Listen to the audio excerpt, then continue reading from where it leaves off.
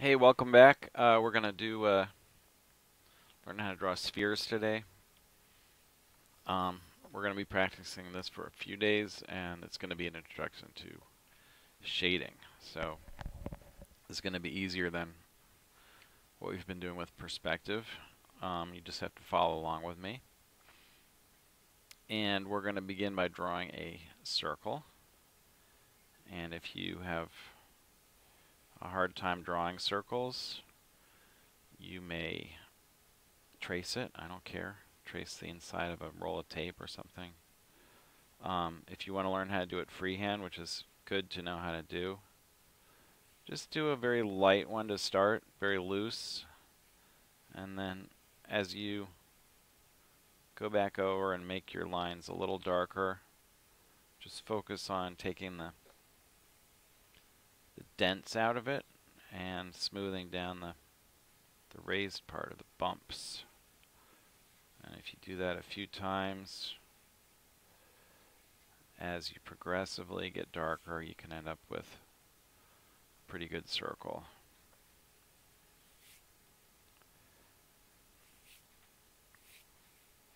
Think about it this way. You know when a circle's not round, and that means your brain's capable of identifying roundness and identifying where things aren't perfectly round. So just give yourself some time to make the corrections and you'll be fine. See, mine still has a little bump down here, so I'm just gonna go a little bit in on that one. And that's good enough. Now we're going to do our first shadow map. A shadow map is a map of where things pass from light into shade. We'll be looking at photographs that are taken with a single light source, which makes shadow mapping relatively easy. In your house, if you have light coming from multiple directions, the way it's falling on my face right now, it's very hard to identify what's in light and what's in shadow. But in this photograph, it's relatively easy because everything is either definitely in shadow or definitely in light. There's only one light source. Very important to think about where the light is coming from, and I'm going to demonstrate exactly how we're going to do that. So we want to think about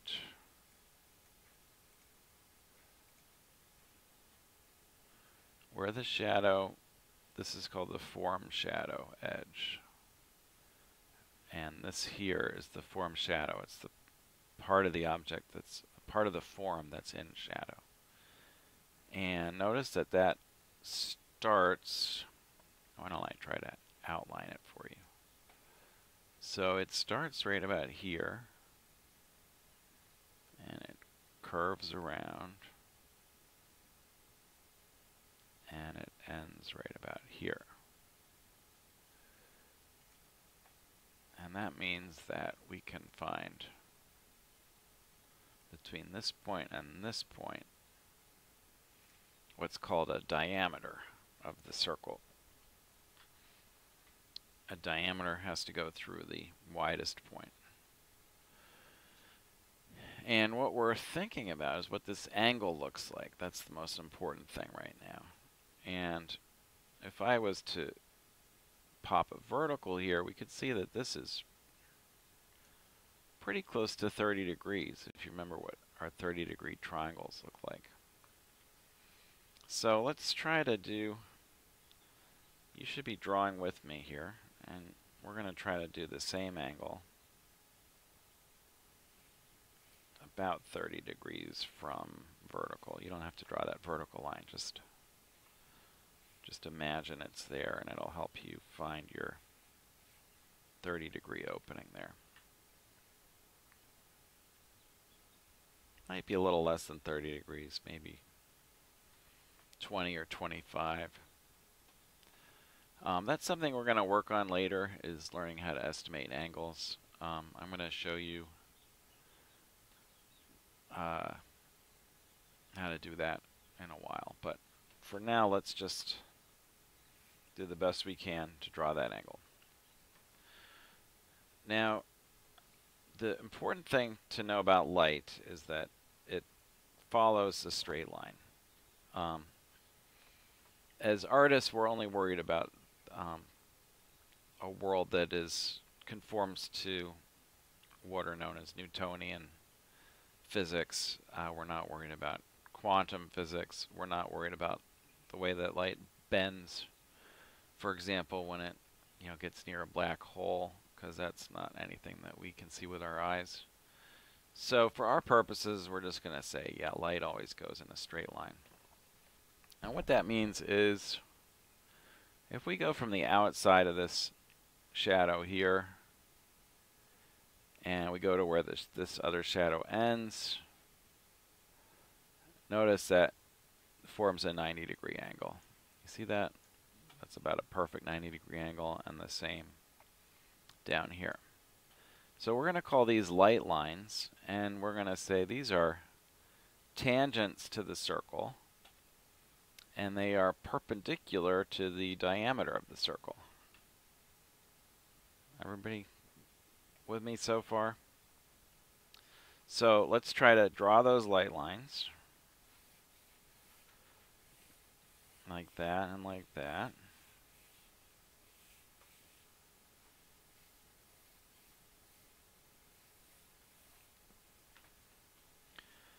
And now we're going to draw this ellipse on the ground.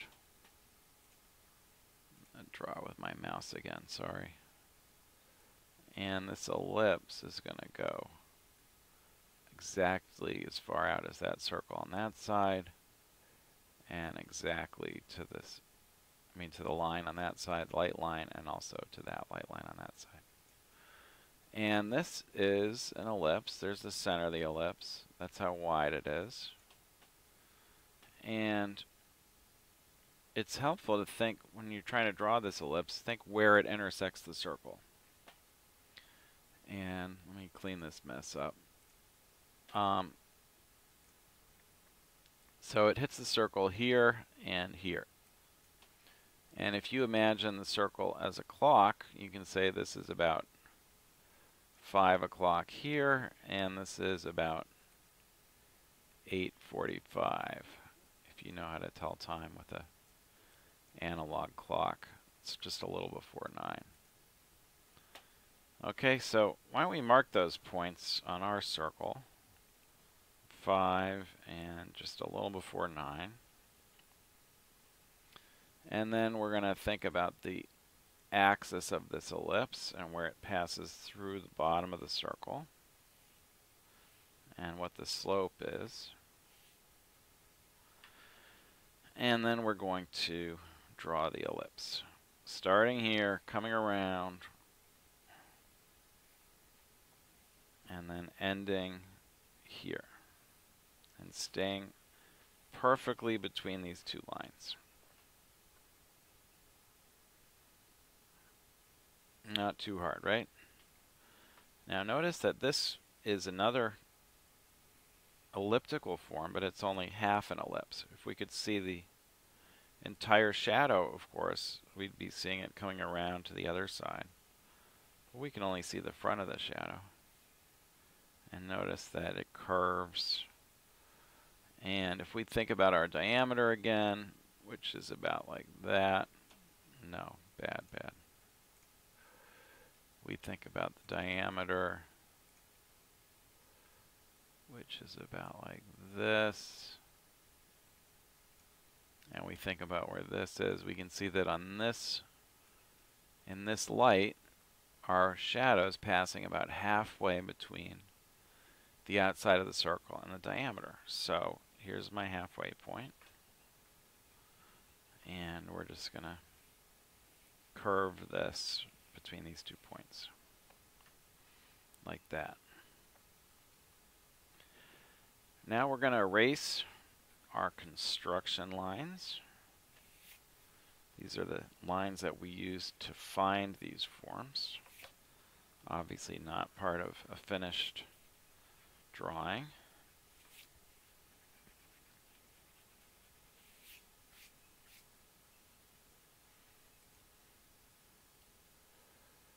And we're going to do what's called first shading.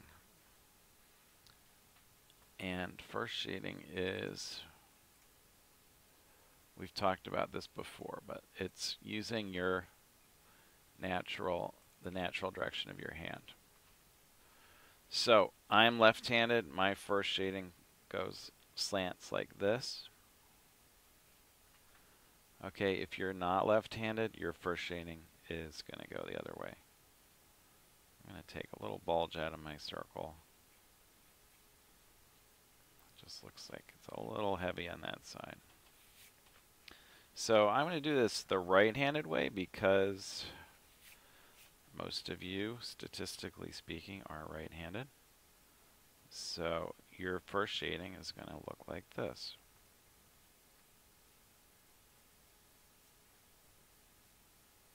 Notice that I'm not attempting to stop when I hit this line. That's a really bad habit. Don't shade your regions of shadow one at a time. Think about it as one big shape of shadows, interconnecting shadow shapes. And when you do your first shading, you just want to shade them all at once, just like this.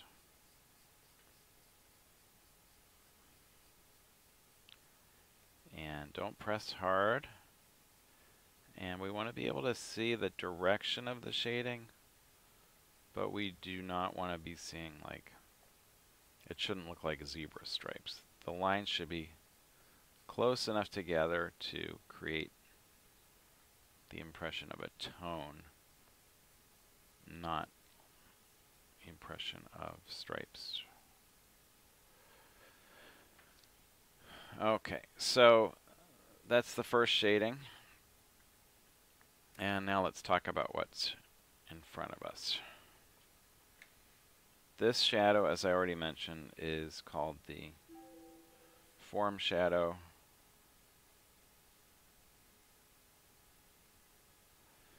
And this shadow is called the cast shadow. And everything else is in the light. Okay, it's all one kind of light or another. This here is called our highlight. And the only other, let me label that too.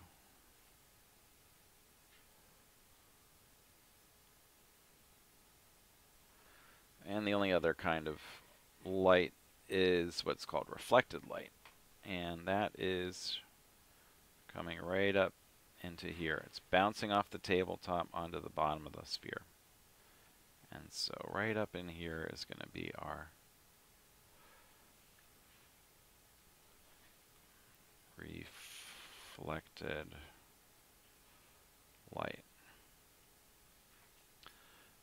It's always a good idea to draw your horizon if you're drawing something that's on a table. It helps you find your way around. And those are the elements that we're going to be talking about a lot as we move forward with shading. So the next step is, let's erase our shadow map and just keep drawing along with me. You can pause the video whenever you need to.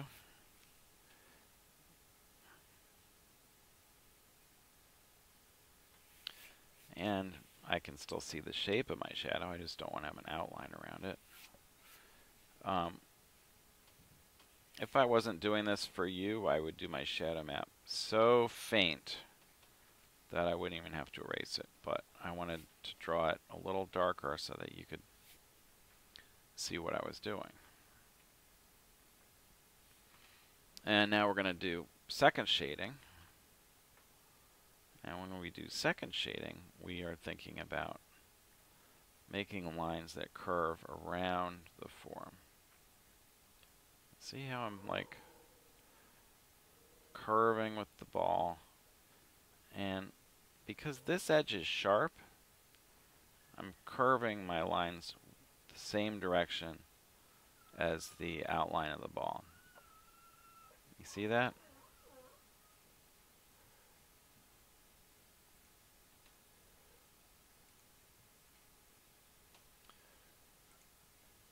And because this edge between here and here is soft, I'm going to curve my lines into that edge like this.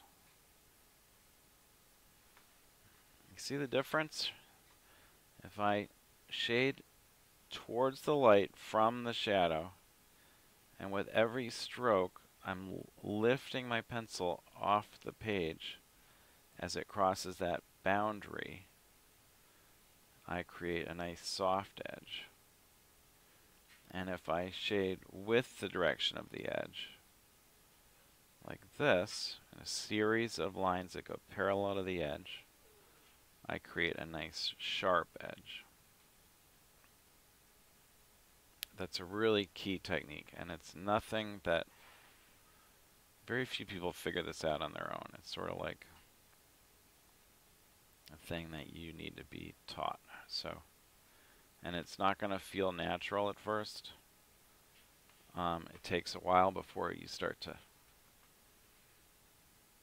sort of just go with it. You have to think about it a lot at first, and nobody likes to do that, but ultimately it will really pay off for you. Notice that as I get down towards my reflected light, I am shading lighter because this part of the form shadow is not as bright. And that takes people a long time to get used to. The idea that as we move down, where most people think shadows should be getting darker, they're actually getting lighter because the light's bouncing off the tabletop. In fact, the core of the form shadow up here and through here tends to be the darkest place. The place in the form shadow where it's reaching towards the light.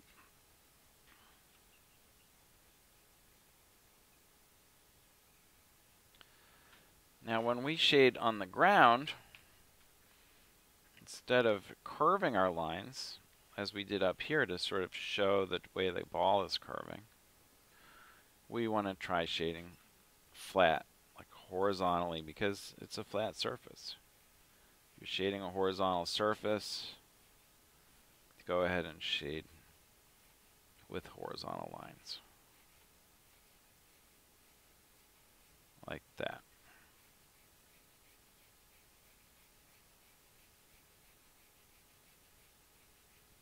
The only difference, the only exception to that rule is right in here, I want this edge to be really sharp. So I'm going to do a few curved lines that sharpen this edge like that.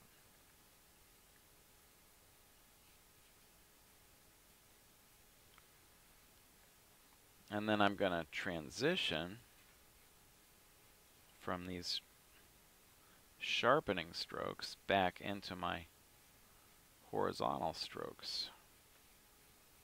Because I don't want the ground to look curved, I want it to look flat. It's still impossible to sharpen an edge unless we do a few sharpening strokes, however.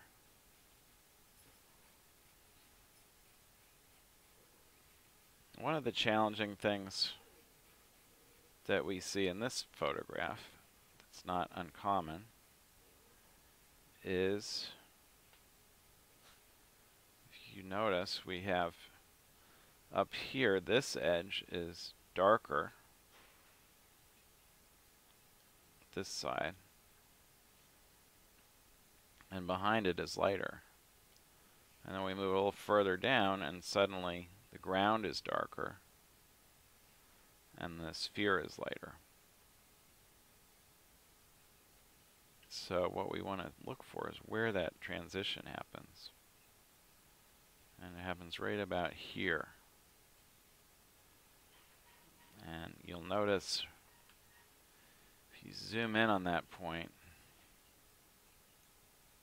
right about here, you see how this is the same value on both sides?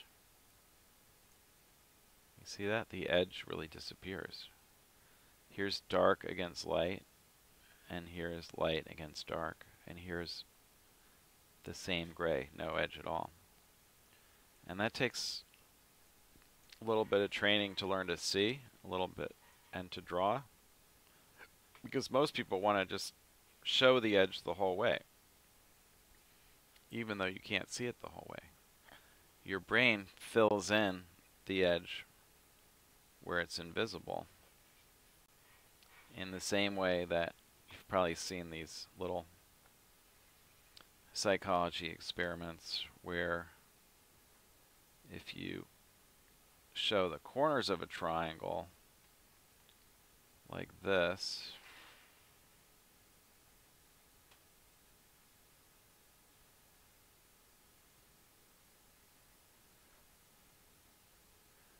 your brain will kind of magically fill in these gaps and create an illusion that you're seeing an edge even where there definitely is no edge there.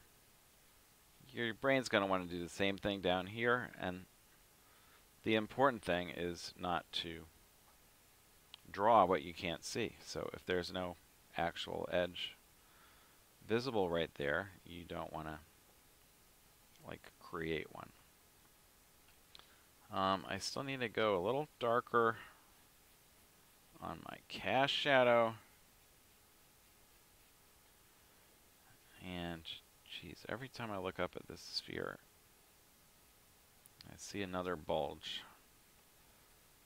That's a little too big on that side. That looks a little better. Drawing is never a matter of just sort of like filling in your outlines after you make them. As you shade, what you're doing is you're giving your brain some clues that you're seeing a three-dimensional form. And the more three-dimensional your drawing looks, the better your brain is going to do at giving you information that, hey, some parts of this are not quite right. So you want to use that advantage to make corrections in your drawing. And don't just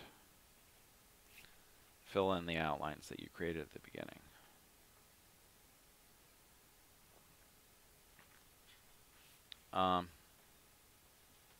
Notice that this edge here around the cast shadow is what I would call semi-soft. Okay, this is a really soft edge. This is a really hard edge.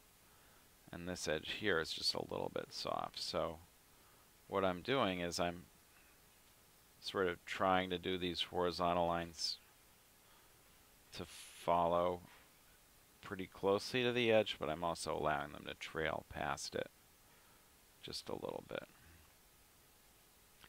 And right here where it gets close to the ball, it gets the sharpest, but don't be deceived. This edge here is still nowhere near as sharp as this edge here. Okay, and again, if I zoom in on it, you can see what I'm talking about. See, this is a lot sharper than this.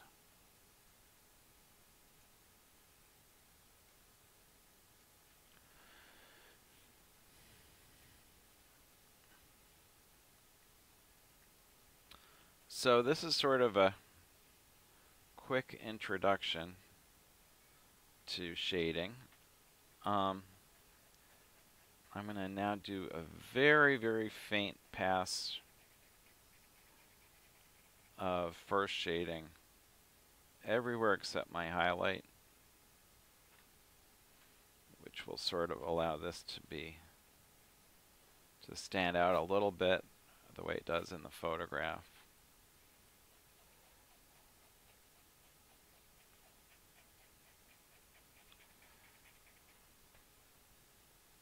And maybe go just a little darker up here. This is the one place on the sphere itself where I can press really hard. You see how dark that is up there?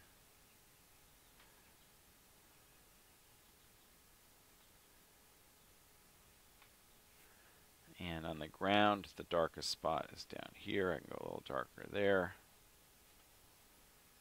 Notice that we're getting some reflected light on the ball right here, and we're getting reflected light inside this shadow here. That's coming from the wall.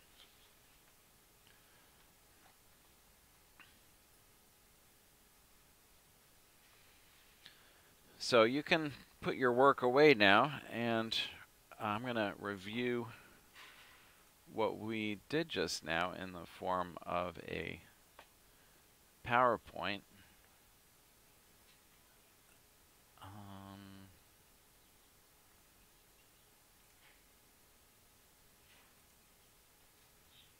There it is. So this is a very similar lighting situation. This actually may be the one we just drew.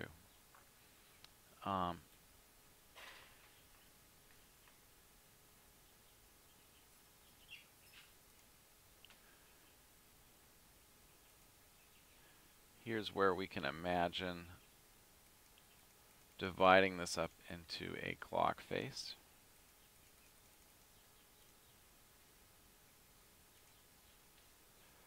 And here are our light lines. There's our ellipse on the ground, our shadow edge, and now what we're going to do is rotate the light source a little bit. Notice what just happened? The light was in front of the ball here, which we can tell because this shadow is going up this way. And now the light is going behind the ball, and we can tell because this is curving the other way now.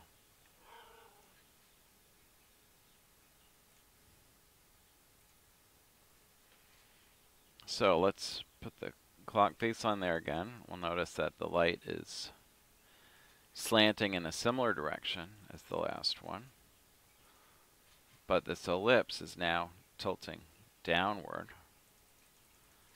and that means that this curve is going to curve upward.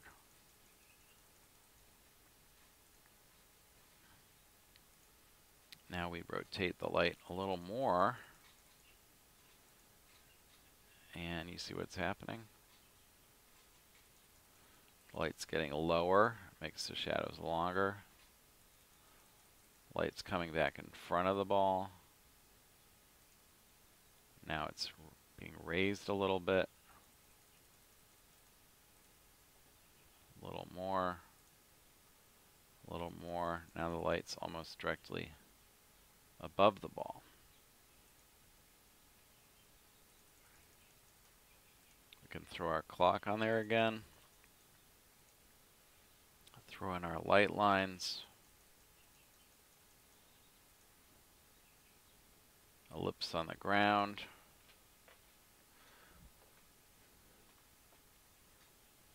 Our diameter. This slight curve downward.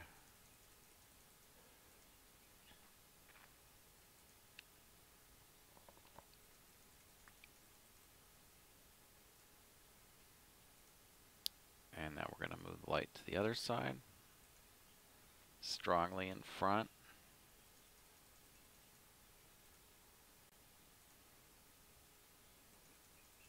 And see what's happening? The closer we get to being directly in front of the ball, the less legible or readable the form becomes. You see how it looks pretty flat? And if you start to get exactly in front of the ball, like this. This is the kind of light that you get if you take a flash photograph of something. You see how ugly that is? It's just like, and I've had a lot of students who they'll use a flash to take a picture of a friend and they'll try to draw it and they'll be like, why can't I make this look three-dimensional? Well, does this look three-dimensional? Not really. When you take a picture with a flash, you're putting the light source just a very small distance from the lens of the camera. And that means that everything the lens sees is going to be in light except for what I call this little fingernail shadow. You see this? This little shadow represents that small degree of offset between the lens and the light source. And it just ends up looking like a hard outline. No fun to draw at all. So let's move away from that back towards what we call form lighting, lighting that really shows the form in a beautiful way, and that's easy to draw and fun to draw. Now this is a backlit situation. That's a little less legible, right? There's no reflected light. Reflected lights are really important for allowing forms to be legible.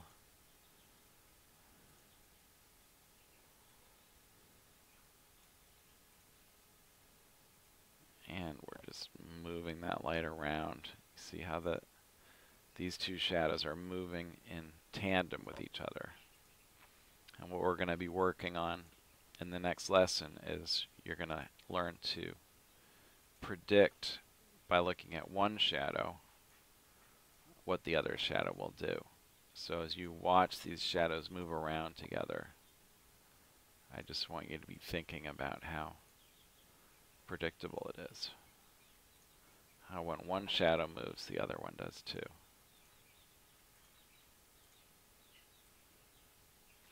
Shadows can also get very long. This is what happens in late afternoon or early morning when the sun is very low and you might see your own shadow stretched out in front of you.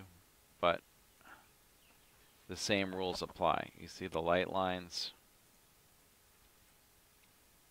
the diameter, the arc of the form shadow, the ellipse of the cast shadow. Same rules apply. And they also apply even when the shadow goes around a corner. So see how this shadow, as it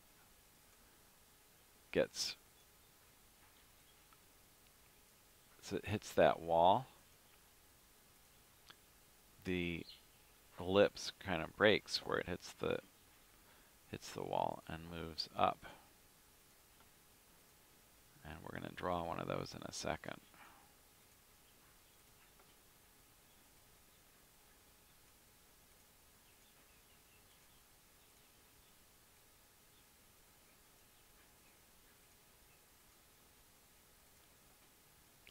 And interestingly, the same rules apply.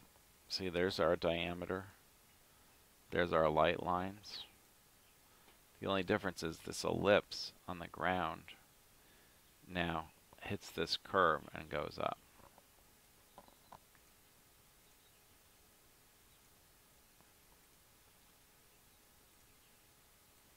So this is kind of a confusing diagram, but see, here's the axis through that ellipse, following the direction of the ground and then hitting that wall and going straight up.